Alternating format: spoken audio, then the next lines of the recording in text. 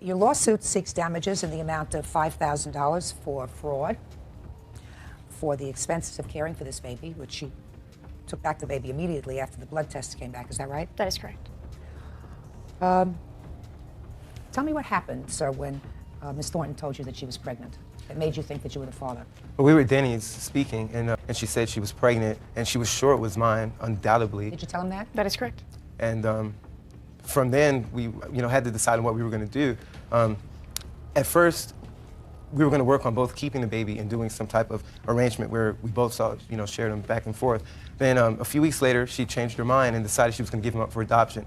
That's when I had spoke up and said, if he's a child and he's my child, that I can't let that happen. I was going to have him live with me full time, and she was upon her being able to visit. I just needed some notice. She didn't have a car at the time, so I said I would do some of the transporting. I ended up doing all of the transporting, at least 90% of it. Who took care of the baby at home? I did, my mother, and my girlfriend here. It wasn't a few weeks after when I decided I was going to give the baby up for adoption. It was approximately when I was about 6 months pregnant, and he and I were not speaking at the time, and I felt, oh my gosh, how am I going to be able to take care of this kid? I don't have family, because I grew up in foster homes. I don't have anybody I can depend on. I don't have a car. I had a very good, stable job, but I didn't think that I could do it on my own. And then eventually, Corey and I were speaking again, and I told him what I was feeling, and he said that there's no way that he would let this child be adopted. And then that's when we decided. Corey had picked me up, and I went to dinner with him and his mother and the family at his mother's house, and we had discussed the baby living full-time with Corey and his mother, with me having visitation.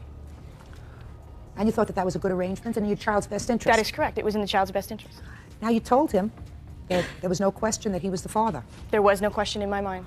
The question is, did you ask her if she was with somebody else? I asked her several times, Your Honor, if she had been with anyone else. And undoubtedly, again, she agreed that she had not been and that the child was definitely mine. And she was feeling hurt from me asking. And I had asked several times throughout the pregnancy, because it's a lot of trauma to go through. And I believe I was manipulated into rearing this child for her, to get her, I went through the rough parts. I was there through the really, really hardships. And I believe that's where I was manipulated. Well, you were there too. Why would I manipulate him? What did I get out of this? You were there too, Ms. Thornton.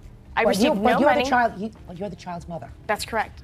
If I manipulated him, it would be to get him in a marriage, to get some money out of him or some property. I received nothing from this child. Let me ask you this question. You think, according to your answer, you say that you are sorry for what happened. I'm deeply sorry.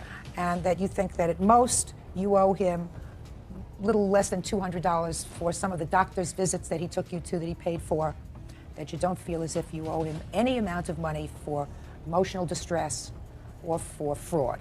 Is that correct? Well, to prove fraud, you have to prove malicious intent to harm another. I never intended to hurt this man.